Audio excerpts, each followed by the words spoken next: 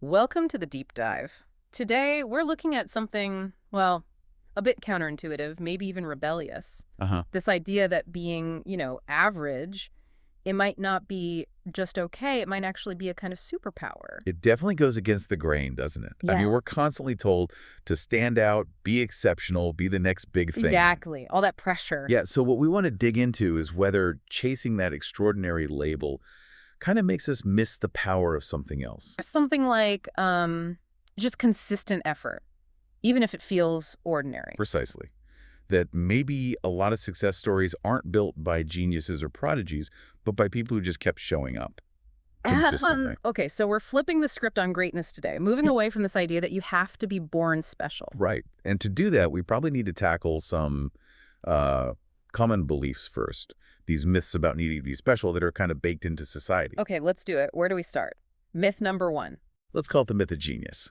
You know, the idea that you need this sky-high IQ, this innate brilliance, to really achieve anything major. Ah, yeah, the Einstein effect. We think success means you have to be that smart. But is that really the whole story? Our sources seem to say, well, intelligence matters, sure, but persistence often matters more. Like sticking with it. Yeah, think about Einstein himself. We see the genius, but forget he spent years, plugging away as a patent clerk. That's a good point. His big ideas didn't just pop out of nowhere in some fancy lab necessarily. It was years of thinking. Exactly. It makes you wonder, doesn't it? How many people hold themselves back because they don't feel like an instant genius? Totally. It sets this impossible bar, which kind of leads into the next myth, right? Yeah. The myth of natural talent? The idea that some people are just born good at things. Music, sports, coding, whatever. And if you didn't win that genetic lottery, well, tough luck. Yeah, you're always going to be second best. But, the research really pushes back on that.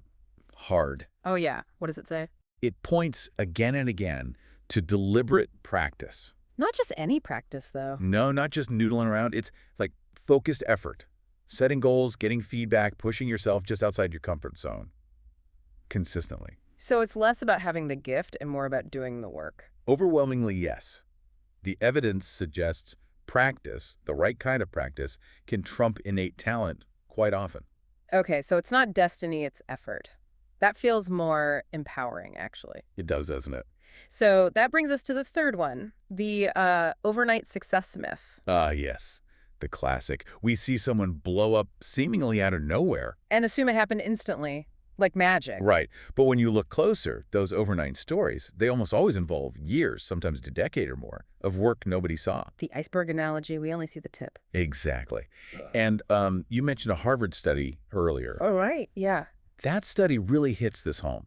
It suggested that people making tiny, consistent improvements, like just 1% better each day, they actually end up outperforming the quote-unquote gifted people who maybe coast on their talent without that consistent grind. Wow. So slow and steady really does win the race sometimes. That 1% compounds like crazy over time. It absolutely does. So if genius, talent, and overnight breakthroughs aren't the whole picture, maybe not even the main part, what is? This is where the average superpowers come in. Exactly. Let's flip it. Why might being, well, kind of average actually be an advantage? Okay, I'm intrigued. Superpower number one. Let's call it the consistency edge. Okay, sounds simple. It almost sounds too simple. Yeah. But think about it. The person who just shows up day in, day out, does the work. Not necessarily brilliant work every day, just solid work. They don't burn out trying to be amazing all the time. Pretty much. There's less ego involved, maybe. Less pressure to hit home runs every single time, so they just keep hitting singles and doubles. And that steady progress adds up, avoids those dramatic flameouts. Yeah, they just keep moving forward, steadily. Okay, consistency. Makes sense. What's next? How about the learning advantage? Learning advantage from being average. How does that work? Well, if things don't come easily to you, if you're not a prodigy, you actually have to struggle more. Which sounds bad, but you're saying it's good. It can be, yeah, because that struggle builds resilience. It forces you to develop better problem-solving skills. You have to figure things out the hard way. Ah, so you actually learn how to overcome obstacles because you've had to do it more often. Precisely. Someone who breezes through everything initially might actually crumble when they finally hit a real wall. The average person is maybe more practiced at climbing walls. Never thought of it that way. The struggle itself is training. Okay, what else? The underdog mentality. Okay, tell me about that. If nobody expects you to be the next superstar, there's actually a kind of freedom in that. Less pressure. Way less pressure. You're not afraid to try things, to experiment, maybe even to fail. Because, failure isn't this huge catastrophe if you weren't expected to be perfect anyway. Right. You can tinker, explore, take chances that someone with a genius's reputation might feel they can't risk. Exactly. It allows for more innovation, potentially, because you're not protecting some image of effortless brilliance. Interesting. More room to move. And there's another one. Yeah, let's call it the survivor's bias hack. Survivor's bias. That's where we mostly hear about the winners, right? Exactly. We see the Zuckerbergs, the Beyoncés, the huge successes, the outliers. But we don't see all the incredibly talented people who maybe started out just as promising. But burned out. Couldn't handle the pressure, the pace, whatever it was. They didn't survive, so we don't hear their stories as much. So the average person maybe built more for endurance than explosive sprints. Might actually have better long-term survival odds in the game. They stick around. Consistency again. Wow. Okay. So consistency, learning through struggle, freedom from pressure, endurance. These are the hidden strengths. Seems like it. And maybe a pro tip here is focus on tracking your effort, your inputs, not just the shiny results or how talented you feel. Because the world rewards output, right? What you actually produce over time. Ultimately, yes. Consistent effort leads to consistent output. This is really shifting my perspective. But are there real-world examples, people we'd recognize who fit this? Oh, absolutely. Think about Stephen King. Huge author. Massive success. Right. But Carrie, his first big hit, it was rejected 30 times. 30. Wow, 30 times? I didn't know it was that many. He apparently even threw it in the trash at one point, and his wife fished it out. That's not genius just flowing effortlessly. That's grit. Persistence despite rejection. Just kept writing, kept sending it out. Okay, that's powerful. Who else? How about Colonel Sanders? KFC?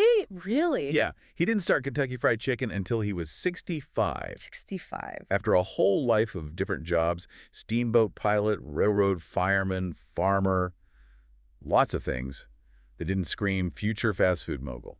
That's incredible. So his big success came after what most people would consider a full, kind of ordinary career. Exactly. Yeah. Shows it's never too late, and that average journey doesn't block massive success later on if you find the right thing and stick with it. Okay, one more. Give me one more. James Dyson, the vacuum guy. Ah, the bagless vacuum. Revolutionary. Totally. But do you know how many prototypes he made before he got it right? A lot. 100. Try 5,126. 5,000. No way. Yes, 5,126 failures before he succeeded. That's the definition of persistence, of learning from mistakes, not just having a magic light bulb moment. Okay, King, Sanders, Dyson. Their secret wasn't being the best or smartest from day one. It was Being the most stubborn, the most consistent, the ones who just wouldn't quit. they leveraged those average superpowers. Okay, so for listeners who are hearing this and thinking, maybe there's something to this. Yeah, if this resonates, we have a little challenge for you. We're calling it the Proudly Average Challenge. Okay, I like it. Proudly average. What's involved? Step 1. Step 1. Just take a minute and identify maybe 3 areas in your life where you feel, well, pretty average. Could be anything. A skill, a hobby. Anything. Playing guitar, speaking a language, your fitness routine, organizing your files. Somewhere you're competent, maybe, but not amazing. Okay, got my 3 imaginary areas. Now what? Step 2. Step 2. Pick one of those areas, just one, and commit to putting in a small, consistent effort every single day for the next 30 days. Small is key. Yeah, don't try to boil the ocean. Maybe it's 15 minutes of practice. Maybe it's writing 100 words. Something doable, but consistent every day. Okay. One area, small daily effort, 30 days. Then what? Step 3. Step 3. After the 30 days, just reflect. Take stock. Did that consistent, maybe kind of boring daily effort actually lead to any progress, even tiny progress? And compare that feeling to, waiting for inspiration to strike. Exactly. How did it feel compared to waiting for those bursts of motivation that maybe don't come that often? Was the steady drip more effective? Interesting experiment. And hey, if you decide to try this, we'd genuinely love to hear about it. Maybe drop a comment saying average and proud and what you're focusing on. Yeah, do that. We might even talk about some of your experiences later on. Because the big takeaway here, really, seemed to be that extraordinary things often don't come from extraordinary beginnings. They come from ordinary effort, just compounded day after day after day. It's not about having some magical spark from the start. It's about showing up, doing the work, even when it feels average, especially when it feels average. So maybe average isn't the ceiling, maybe it's the launch pad. Maybe it is. So embrace that consistency. Celebrate the effort itself, not just the flashes of brilliance. And, see where that steady, average climb actually takes you. You might be surprised.